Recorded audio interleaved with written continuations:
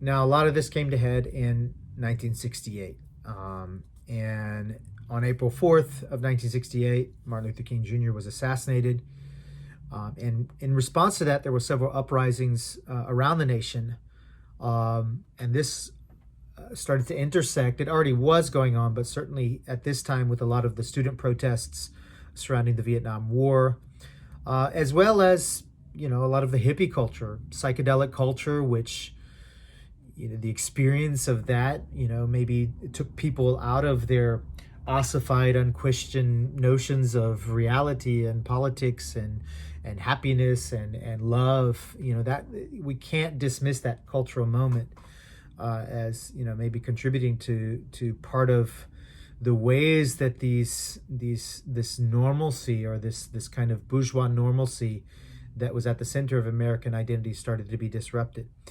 And so this era of Leave It to Beaver, this era of American victory, the victory of democracy over fascism, it started to crumble before many people's eyes. And this sets the stage for the first civil right, which is what Murakawa names her book after, which is named after Nixon's ad campaign that exploited a lot of this anxiety and unrest as a way to come in where he was seen by some as this savior that would come in and bring us back to that normalcy. So here's the famous first civil right ad from Richard Nixon.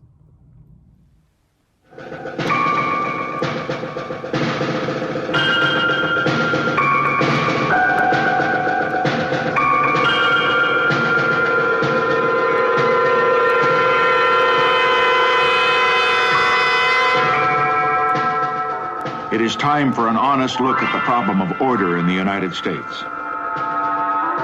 Dissent is a necessary ingredient of change. But in a system of government that provides for peaceful change, there is no cause that justifies resort to violence. Let us recognize that the first civil right of every American is to be free from domestic violence. So I pledge to you, we shall have order in the United States.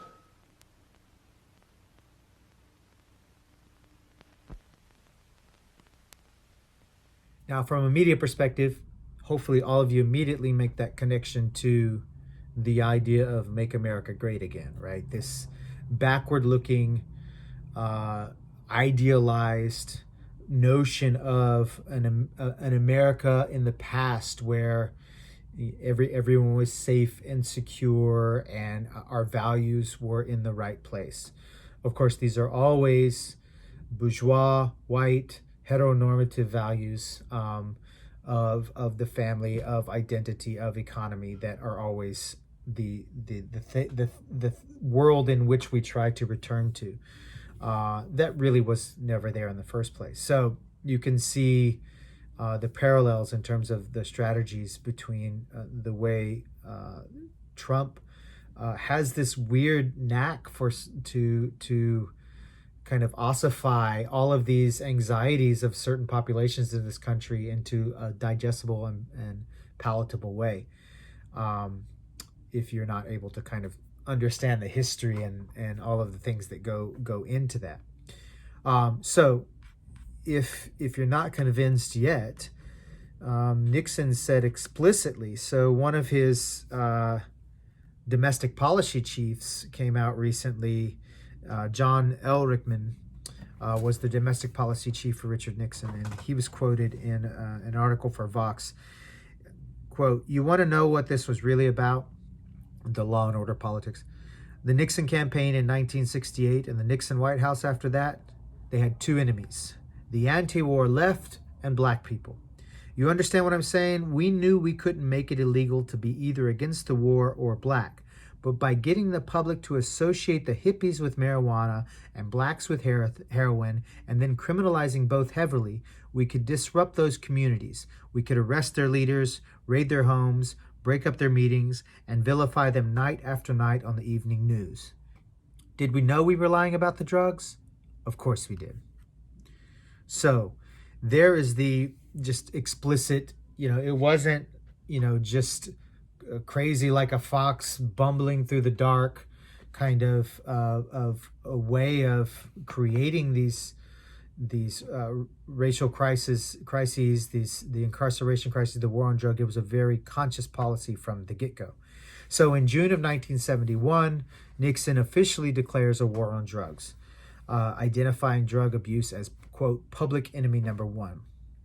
In July of 73, Nixon creates the DEA, the Drug Enforcement Administration, to coordinate the efforts of all the other agencies. Now remember, this is not only tied up to poor black and brown communities domestically, it's also tied to the hemispheric and global war on drugs that was very much part of the Cold War, that was used as an excuse to overthrow and infiltrate democratically elected leftist, progressive, socialist regimes, certainly in Latin America, but also around the world. So don't just think of the war on drugs as this internal policy thing. It's very much connected to a lot of the global climate that was occurring at the time, which also now contributes to the refugee crisis, the immigration crisis, the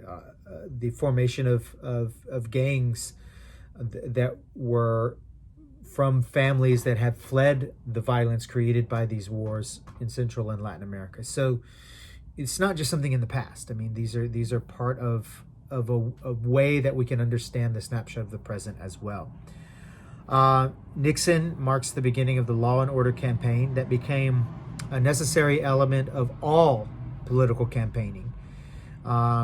If you weren't tough on crime, you were weak, and that hurt you. So we will certainly see this with Clinton, and even in the work of Obama. I mean, there was some things that he and Eric Holder did at a federal level that were important, tiny baby steps. But even that law and order, tough on crime politics was something that he had to tread around lightly.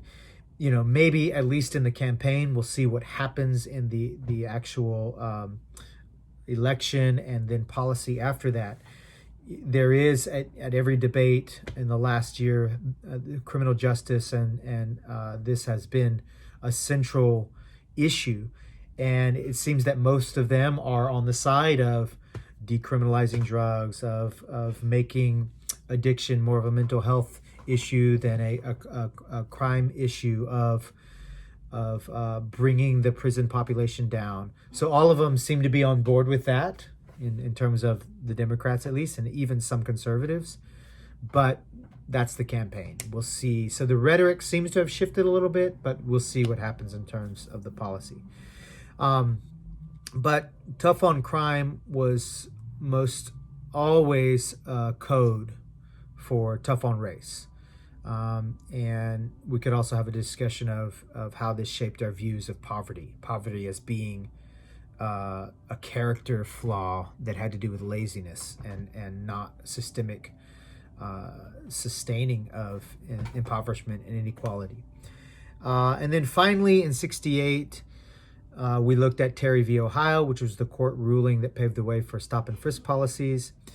This was also at an academic level, Robert Martinson's well-known Nothing Works paper, which said that, look, you know, the function of incarceration can't be rehabilitation. We can't have this programming because it, you know, not even from a moral standpoint, it just doesn't work. So let's abandon all of that. So this is the explicit shift, not that it hasn't always been there, but the explicit shift into the era of control, as the major philosophy and ideology and justification for policing, surveillance, and incarceration.